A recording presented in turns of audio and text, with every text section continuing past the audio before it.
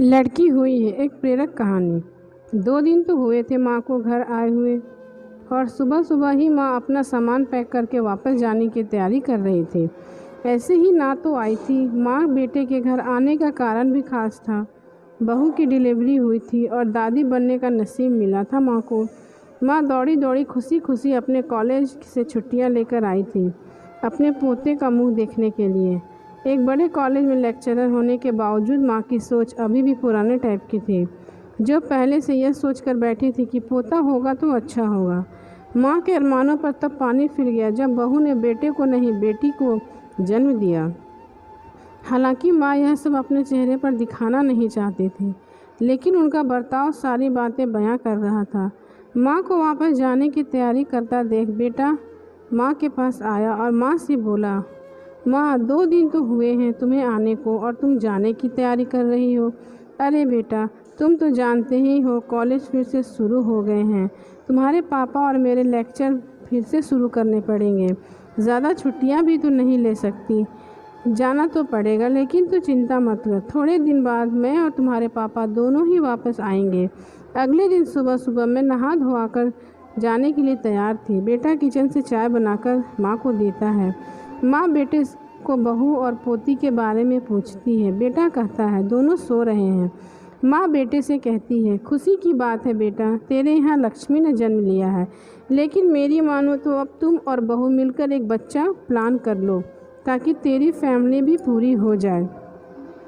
हो सकता है मेरी बातें तुम्हें पुराने ज़माने की लगे, लेकिन थोड़ा प्रैक्टिकल होकर सोचो। बेटा अच्छे से जानता था कि माँ जो कह रही थी और जो कहना चाहती थी वह बातें दोनों ही बहुत अलग थी।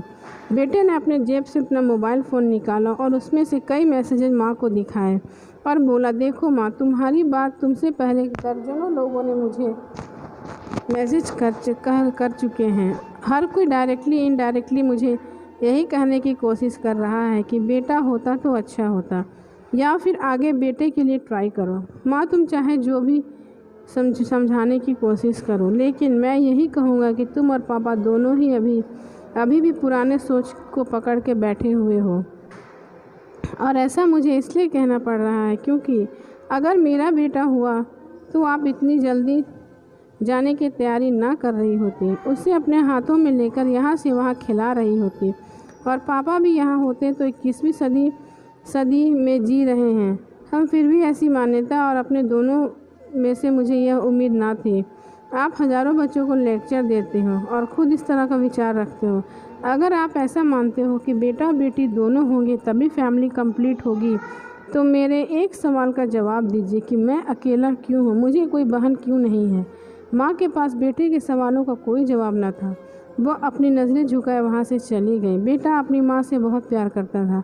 वह बिल्कुल उनका अपमान नहीं करना चाहता था, लेकिन गलत विचारों का समर्थन करना भी उसे ठीक नहीं लगा। यह सारी बातें बहू ने भी सुन ली थी। बेटे ने अब उसके पास जाकर उसका उतरा हुआ चेहरा देखकर उसे समझाते हुए कहा, देखो चारू, तुम्हें माँ की बातों से या किसी और की बातों से परेशान होने की ज़रूरत बिल्कुल नहीं है। मुझे कोई फ़र्क नहीं पड़ता है कि मुझे बेटा हुआ है या बेटी। मेरे लिए ये बड़ी बात है कि मेरी बेटी स्वस्थ है और खुश है। चारू बोली, मैं माँ की बातों से या किसी और की बातों से बिल्कुल परेशान नहीं हूँ, लेकिन हाँ, मैं परेशान ज़रूर हूँ। मैं एक समाज सेविका हूँ और मैं हर दिन कई लड़कियों से मिलती हूँ। अचरज की बात यह है कि मुझे आज तक एक भी लड़की ऐसी नहीं मिली जो कहती हो कि लड़की होने की वजह से उसे अलग तरीके से ट्रीट ना किया गया हो या कुछ सहना ना पड़ा हो। मैं खुद एक औरत हूँ और इस बात का अनुभव मैंने भी किया है, और अब जब हमारे घर में भी एक लड़की ने जन्म लिया है तो मैं परेशान हूँ। पति अपने पत्नी को समझाते हुए कहता है। कल्पना चावला, रानी Lakshmibai, PV Sindhu, Pratibha Patil, mother Teresa, Kiran Bedi, list इतनी लंबी है कि कभी ख़त्म ना हो। क्या इन सब ने भी यह सबके फेस नहीं किया होगा? ज़रूर किया होगा, लेकिन उन्होंने दुनिया को जो साबित करके दिखाया है और जिस मुकाम पर वो पहुंची है, वही हर लड़की को हौसला देने के लिए काफ़ी है।